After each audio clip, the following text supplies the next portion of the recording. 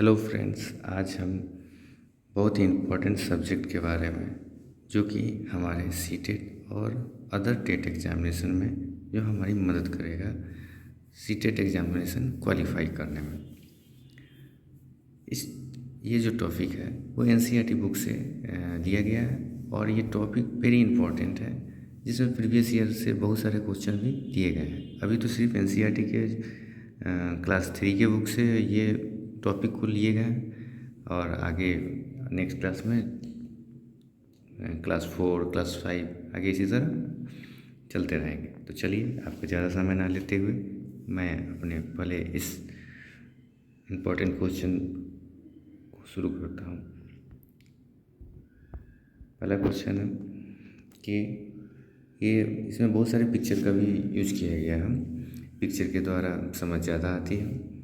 ये एक पौधा दिख रहा है जिसके जो जड़ें हैं वो काफ़ी मोटे दिख रहे हैं और ये जड़ों को बहुत ही चाव से केरला के लोग खाते हैं। इसको पहले बॉयल करते हैं और कोकोनट के कड़ी के साथ बहुत ही चाव से केरल के लोग इसे खाते हैं। इस प्लांट का नाम है ट्रेपिकोआ प्लांट्स, जो केरल में ही ज़्यादातर मिलता है, उगाया जाता है और बहुत अच्छे अच्छे डिश इसको बनाकर कोकोनट के साथ, चटनी के साथ, अदर फ्लेवर्स के साथ इसको खाना पसंद करते हैं। दूसरा है डम्ब क्रिएटर्स गेम। ये गेम्स जो है बहुत इंटरेस्टिंग गेम है। इसमें एक बच्चा एक फ़ोटो को दिखाता है और दूसरा बच्चा क्या करता है, उस फ़ोटो को देखकर एक्ट करता है और बाकी सब बच्चे भी उस फ़ोटो को नहीं देखते हैं, उस एक्ट को देखते हैं और उस एक्ट के द्वारा वो उस फिगर का एनालाइज करते देखते हैं और एक्ट के द्वारा पता करते हैं कि ये फिगर किसका है और उसका सही आंसर देते हैं। इसको साइलेंट एक्ट के रूप में जाना जाता है और इस गेम का नाम है डम्ब क्रिएटर्स। बहुत ही इंटरेस्टिंग गेम है।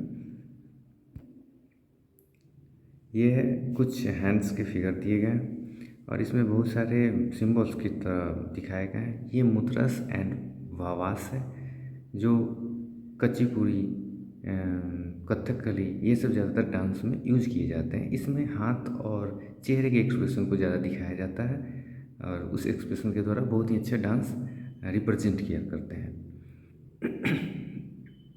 इस डांस का नाम है, इस डांस के सिंबल्स का नाम है मुद्रास एंड वावास। ये कुछ मड हाउस दिख रहे हैं जो असम में ऐसे इस तरह के घर बनाए जाते हैं। और इस तरह के घर क्यों बनाए जाते हैं? बांसों के लंबे लंबे पिलर के ऊपर ये लकड़ियों के घर क्यों बनाए जाते हैं? ऐसे घर बनाने की ज़रूरत क्यों पड़ी? क्योंकि असम में कुछ असम, मेघालय, मनसीरा में ज़्यादातर बारिश होती है, पहाड़ी इलाका है, वहाँ बारिश ज़्यादा होती है जिसके कारण बाढ़ जो है बहुत जल्दी ही घरों घरों में घुस जाती है। इससे बचने के लिए बांस का 10 से 12 फीट ऊंचा पिलर देते हैं और उसके ऊपर लकड़ी का घर बनाते हैं, जिससे ये होता है कि जो बाढ़ का पानी आता है वो पिलर नीचे, पिलर के सहारे बेसमेंट से होते हुए वो बहकर दूसरी जगह चला जाता है और घर में नहीं जाता है, जिससे ये पानी से, बाढ़ से बच सकते हैं।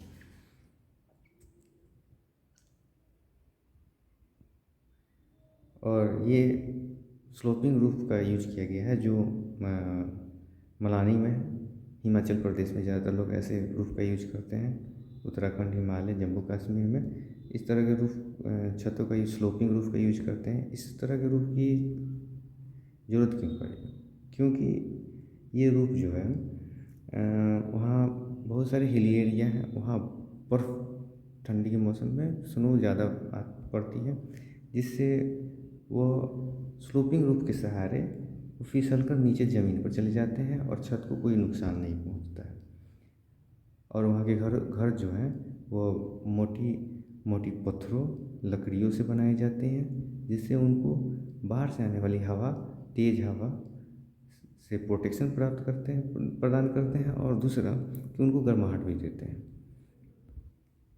ये कुछ अजीब टाइप का घर दिख रहा है। ये ज़्यादातर घरें रेगिस्तान, बलुई इलाके में बनाए जाते हैं। इस तरह के घरों की ज़रूरत क्यों पड़ती है?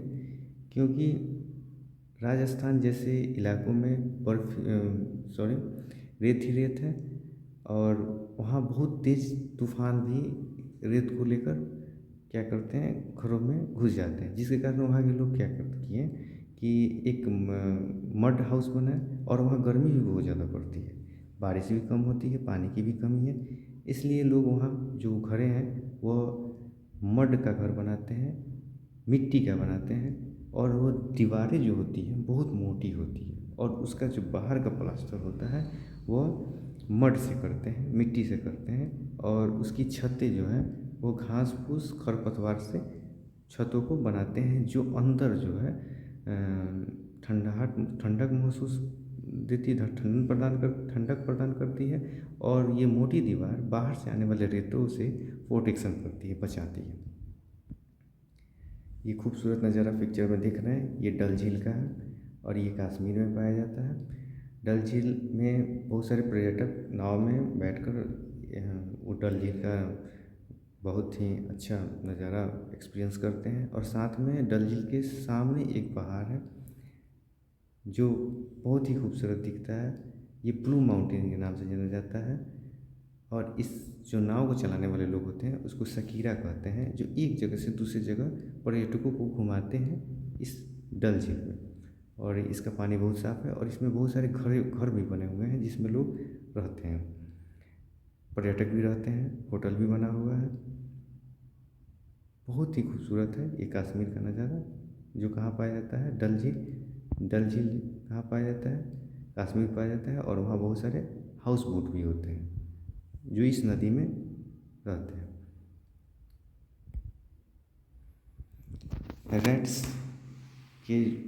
रैट्स को देखने की क्षमता कम होती है, रैट या अदर एनिमल्स को देखने की क्षमता कम होती है, लेकिन बट उनकी सूंघने की क्षमता, टच करने की क्षमता और टेस्ट करने की क्षमता बहुत ही ज़्यादा होती है। किसी चीज़ को जल्दी भांप लेते हैं, लेकिन उनकी देखने की क्षमता कम होती है, लेकिन टच, टेस्ट और स्मेल करने की क्षमता ज़्यादा होती है।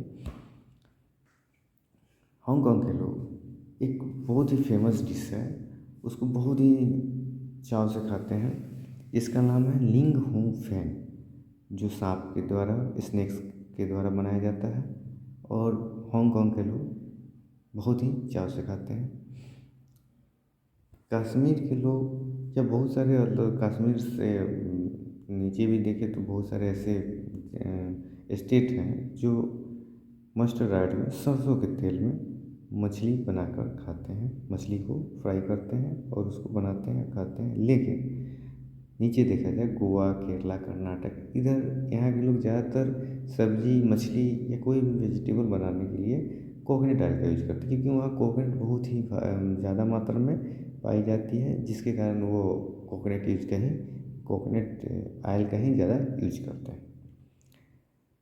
जो चौथा कि जो इंसान देख नहीं सकता है और उसको पढ़ने की इच्छा है, तो उसके लिए तो कोई ऑप्शन ही नहीं रहता। तो एक साइंटिस्ट है जिनका नाम लुईस ब्रेल है, वो बहुत ही इम्पोर्टेंट खोज की है, जिसका नाम है ब्रेन स्क्रिप्ट। और ये ब्रेन स्क्रिप्ट अंधे लोगों के लिए जो देख नहीं सकते हैं उनके लिए बहुत ही ज़्यादा यूज़फुल साबित हुआ पढ़ने के लिए। एक बार ऐसा हुआ कि लुईस ब्रेल जो फ्रांस के निवासी हैं, एक बार इनके साथ एक बहुत ही घटना हुई जिसके कारण ही ये इन्वेंशन हो सका। एक पॉइंटेड ऑब्जेक्ट के साथ खेल रहे थे, जिसके कारण इनकी दोनों आंखें चली गई और ये अंधे हो गए, देख नहीं सकते थे, और इनको पढ़ने की इच्छा बहुत ज़्यादा थी। तो इन्होंने सोचा कि अगर मेरे साथ ऐसा होता है तो मेरे साथ जितने भी जो देख नहीं सकते हैं उनके साथ भी ऐसा होता होगा कि उनको पढ़ने की इच्छा हो, लेकिन किसी आँख के कारण वो नहीं पढ़ पाते हैं। तो एक इन्वेंशन किया जिसका नाम उन्होंने रखा ब्रेल स्क्रिप्ट।